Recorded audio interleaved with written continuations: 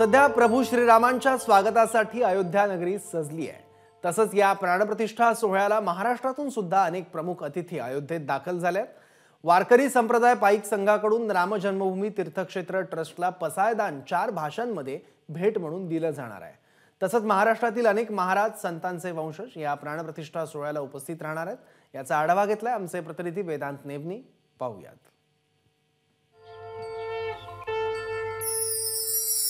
महाराष्ट्र संतांची भूमी आणि या संतांच्या भूमीतून सुद्धा सर्व महत्त्वाचे वारकरी संप्रदायाचे प्रमुख असतील, संतांचे वंशज असतील, हे आता अयोध्या नगरीमध्ये उद्याच्या प्राणप्रतिष्ठा सोहळ्यासाठी दाखल झालेले आहेत। आणि आपण बघतोय इथे खास वारकरी संप्रदाय पाईक संघाकडून एक महत्त्वाची भेट राम मंदिर ला देण्यात येणार आहे। आणि याच ट्रस्टसाठी अशा प्रकारे पसायदानाचा हा बोर्ड आपण बघतोय। भास्कर महाराज आहेत।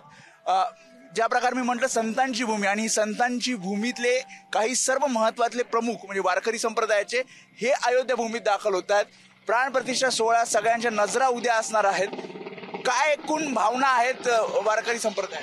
झाले राम राज्य काय होणे आमासे, या न्यायानं काहीच होणं राहिलेलं नाहीये आणि त्यासाठी विश्वात्मक देवाकडे केलेली ही विश्वात्मक प्रार्थना, विश्वासाठी केलेली प्रार्थना प्रभू रामचंद्रांसाठी आम्ही पंढरपूरहून पांडुरंगाचा प्रसाद म्हणून प्रभू रामचंद्रांच्या अयोध्येच्या रामललाच्या मंदिराच्या प्राणप्रतिष्ठाची सुपूर्द करतोय। कारण हे विश्व शांततेनं चालावं, शांततेच्या मार्गावर चालावं। पसायदान तुम्ही भेट देता। पसायदान ज्ञानेश्वर माऊलींनी जे रचिलेलं आहे ते पसायदान आज आम्ही रामलालाच्या पायावर समर्पित करत आहोत। आज गेले 500 वर्षाच्या संघर्षानंतर या प्रभू रामचंद्रांचं या ठिकाणी उद्या अयोध्येमध्ये प्राणप्रतिष्ठा होतीये। ही सर्वांच्या दृष्टीने, भारतीयांच्या दृष्टीने अभिमानाची, अत्यंत आनंदाची आणि अत्यंत उत्साहाची अशी घटना आहे। आणि सर्वांच्या आयुष्यामध्ये रामरायाच्या प्रती असणारी भावना एक कल्याणकारी सर्वांचं आयुष्य व्हावं या दृष्टीने ही संपन्नता या ठिकाणी प्राप्त होणार आहे। एकनाथ महाराजांचे वंशज आहेत योगीराज महाराज, काय भावना आहेत? कारण जसं त्यांनी सांगितले की कार सेवा अनेकांनी यामध्ये केली आहे। महाराष्ट्राला एक संत परंपरा आहे आणि हे सर्व वारकरी संप्रदायातले एकत्र येऊन प्राणप्रतिष्ठा सोहळ्याला जातात।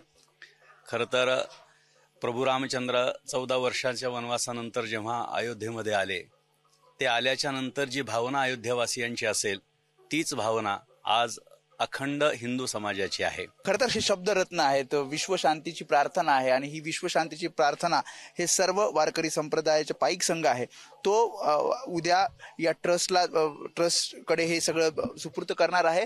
कॅमेरामॅन दीपेश महाजनसह मी वेदांत ने, एबीपी माझा, अयोध्या। एबीपी माझा, उघडा डोळे बघा नीट।